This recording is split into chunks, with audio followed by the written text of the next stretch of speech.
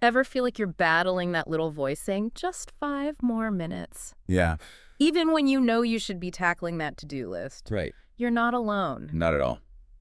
Today we're doing a deep dive on procrastination. Wow, I like this one. We've got Mel Robbins, Dr. Andrew Huberman, The greats. all lined up to help us really unpack this. I think a lot of people think they understand it, but Yeah. procrastination is deeper than it looks. Okay. So it's not just about like being lazy or bad at scheduling. So what's really going on? It's actually way more about habits. And get this, Okay. it's often triggered by stress. Stress. Stress. Really? Yeah. Like our brains hit the snooze button on anything that seems overwhelming. Okay, so my mind is blown right now because Yeah. I always thought it was like a personal failing. Nope. But if it's a stress response, does that explain why everybody seems to do it? Exactly. It's way more common than people realize. It's like, how common are we talking? Studies show like 20% of adults are chronic procrastinators. 20%? Are you serious? No joke. It's a big deal. Wow, okay. Yeah. So not a character flaw, but a habit. Where do we even start to get better? That's the good news, right? Learned behavior can be unlearned, True. just like any other habit. There are things that set it off, patterns, even rewards. Okay, so paint me a picture. Sure. Sunday night, Oh, I know this feeling. you're dreading Monday. Yep. And suddenly, that show you've been meaning to watch Just calling your name. is the best idea ever. Classic. And that's because in that moment, procrastination is stress relief. Our brains want the easy way out. So it feels good now, but then comes that guilt.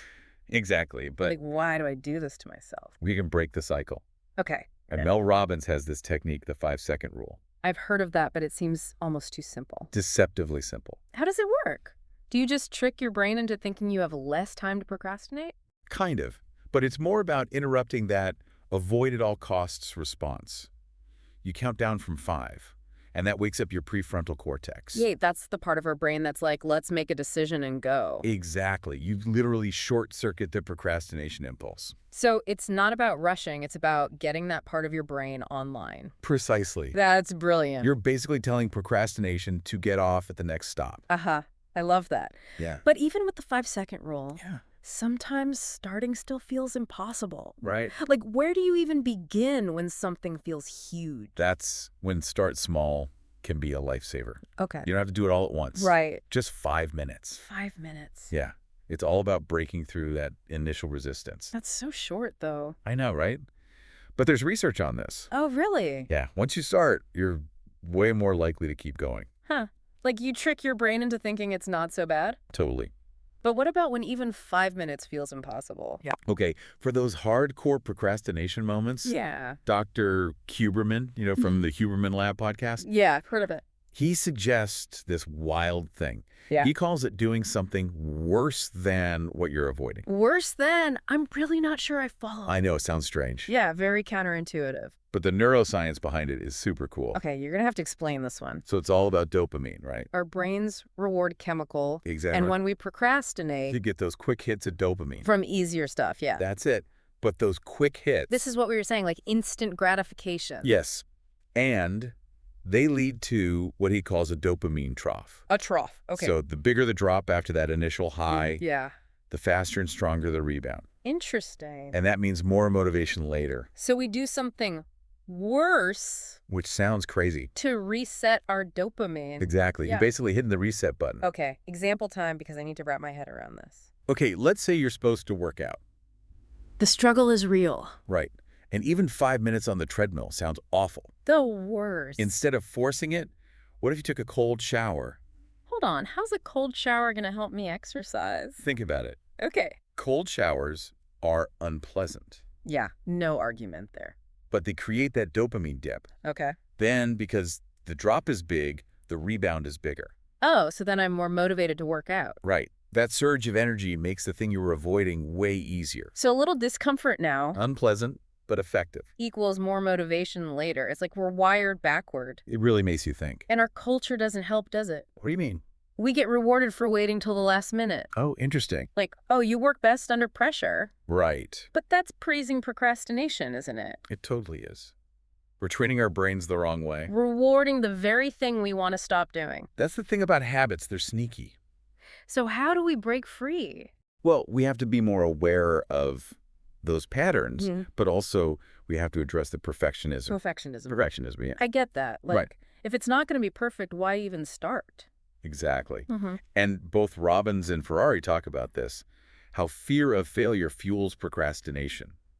Makes sense. And perfectionism just pours gasoline on that fire. Oh, yeah. It's like you have to be the best. That pressure to be flawless. It's paralyzing. It really is. But done is better than perfect. 100%. Yeah.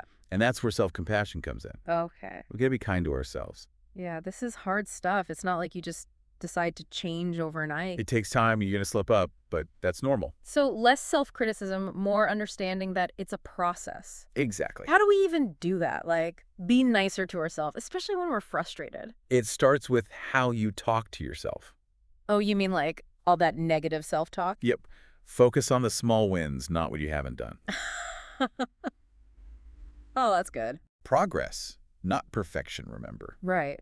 Because otherwise you're just constantly feeling behind. And Ferrari had this great question. What's that? He says, ask yourself, is this the only thing I procrastinate on? Huh. Interesting. Makes you think, right? Yeah, like, is it this one task or is it everything? Exactly. If it's a pattern, Then it's bigger than just this one thing. you got it. Might mean it's a deeper habit. So we got to be honest with ourselves about that. Honesty is key. And then once we know the pattern, we can figure out why it's happening. That's how you find the right strategies. So to recap, because there's been a lot, Thoughts to unpack? we've got the 5-second rule. We love that one. Start small, even if it's just 5 minutes. Huge difference maker. And then when it's really bad, worse than... Sounds crazy, works like a charm. It's like rewiring your brain. Pretty much. This has been awesome. Seriously eye-opening. Glad to hear it. I feel like I actually understand procrastination now. That's the goal. And more importantly, I have some tools to use. What do you connect with most? Honestly, probably the self-compassion piece. Yeah, that's a big one. Because it's easy to get down on yourself, For sure. But remember, it's a journey, not a destination. and every step teaches you something. Love it. So, to everyone listening, Keep learning. procrastination doesn't have to control your life. You got this. Until next time.